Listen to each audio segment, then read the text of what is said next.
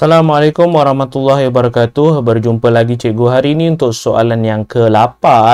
Okey, soalan yang ke-8 ini kalau kamu tengok dekat sini, kamu bacalah soalan dia berkenaan dengan info-info bentuk-bentuk Okey, bentuk-bentuk. So pastinya ini adalah tak lain tak bukan, dia adalah tingkatan 2 bab yang ke-6 berkenaan dengan bentuk geometri 3 dimensi.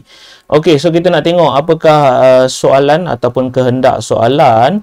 Okey, kita tengok rajah 4 menunjukkan pelan bagi sebuah taman berbentuk segi 4 tepat. So, ini adalah taman yang dicadangkan oleh Amir. So, di taman tersebut, Amir akan bekerjasama dengan Yazid untuk membina sebuah kolam 2 buah pondok. Okey, sebuah kolam dan 2 buah pondok. So, ini adalah kolam. So, ini adalah 2 pondok yang berbentuk lelayang yang sama saiz. So, lelayang ini adalah sama saiz.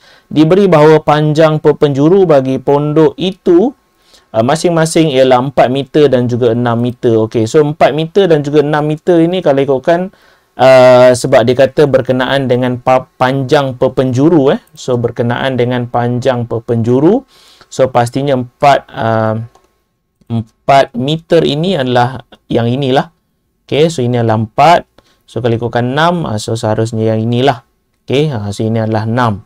Okey, so itu adalah 4 dan juga 6 yang telah pun diberi di dalam soalan di sini. Okey, so panjang dan lebar kolam di bahagian tepi taman itu pula adalah separuh daripada panjang dan lebar sisi taman. Okey, so kalau kamu tengok dekat sini, dia kata separuh bermaksud sebahagian ataupun titik tengah lah. Senang cikgu kata separuh bermaksud titik tengah.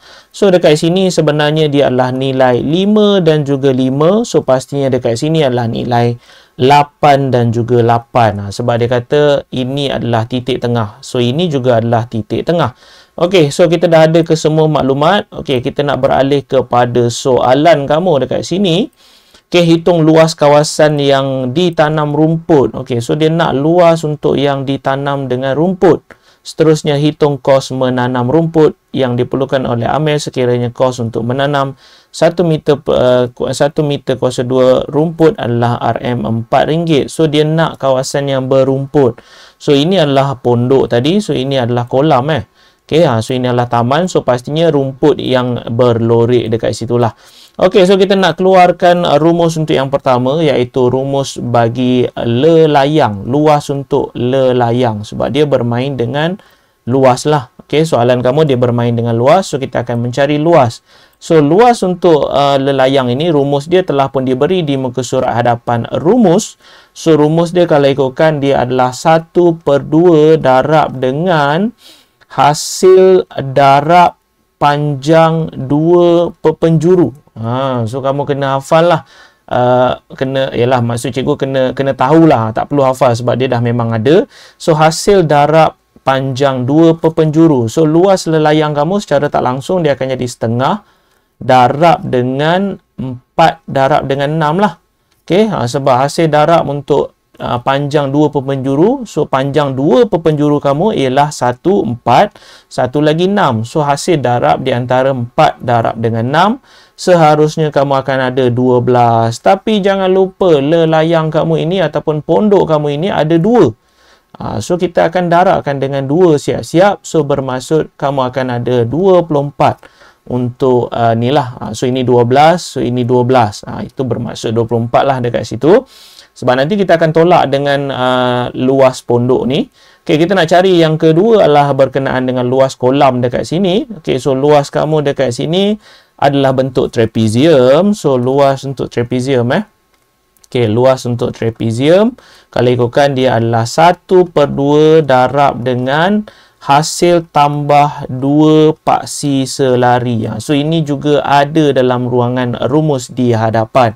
Okey, so kalau kamu tengok untuk luas trapezium adalah 1/2. So cikgu lupa dia ada darab dengan tapak di belakang ataupun tinggi. Ada kalanya dia pakai tapak, ada kalanya dia pakai tinggi. So kita tengoklah keadaan bentuk trapezium yang diberi. Okey, so 1/2 darab dengan hasil tambah 2 paksi yang selari. So untuk soalan kamu ini, bentuk trapezium ini, 2 bentuk ataupun garisan yang selari dia adalah 8 dan juga 5 lah. So itu adalah 2 paksi yang selari, iaitu 8 tambah dengan 5. So darab dengan, kalau ikutkan dalam kes kamu ini, trapezium kamu ini berada dalam keadaan tinggi. Yang inilah, iaitu nilai kamu iaitu 5. So dia berada dalam keadaan tinggi. Sebab ada kalanya bentuk trapezium dia akan nampak tapak apabila trapezium kamu bentuk keadaan macam ni. So kita boleh guna tinggi. Sama sahaja sebenarnya. So dekat sini kamu akan dapat nilai 32.5. So di sini luas untuk trapezium ini adalah 32.5. Okey, so yang terakhir pastinya kita nak kira luas keseluruhan lah. Okey, so kalau ikutkan luas petak ataupun luas keseluruhan kamu, okey, yang cikgu wakilkan sebagai luas petak, so 10 darab dengan 16 lah. Okey, luas petak kamu seharusnya 10. Okey, di sini darablah dengan 16. So kamu akan ada 160.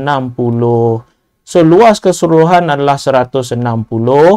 So kamu tolaklah dengan 24 sebab kamu ada 2 untuk bentuk pondok ataupun lelayang dekat sini.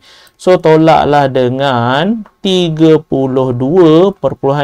untuk bentuk trapezium ataupun kolam dekat sini. So kamu akan ada nilai, okey, kamu akan ada nilai 103.5.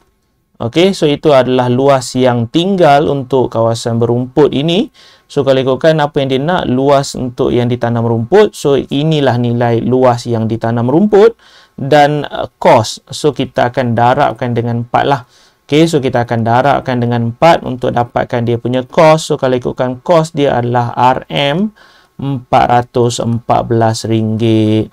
Okey, so kamu ada 2 jawapan dekat sini ya. Yang pertama adalah luas untuk kawasan yang ditanam rumput iaitu 103.5 dan kosnya ialah RM414. Maka selesailah sudah soalan kamu untuk nombor 8 ini. Seperti biasa, sekiranya kamu boleh faham dengan apa yang cikgu cuba ajarkan, jangan lupa untuk mengajar rakan-rakan kamu yang lain. Jangan kata kedekutlah ilmu tu sebab kamu pun dah boleh faham. So kembangkan ilmu kamu dengan mengajar rakan kamu yang lain. Jangan lupa untuk tinggalkan ruangan komen di bawah dengan sebarang komen. Dan yang terakhir, jangan lupa tekan button like dan juga subscribe sebagai tanda sokongan untuk channel cikgu. Sehingga kita berjumpa lagi di soalan yang lain. Assalamualaikum warahmatullahi wabarakatuh.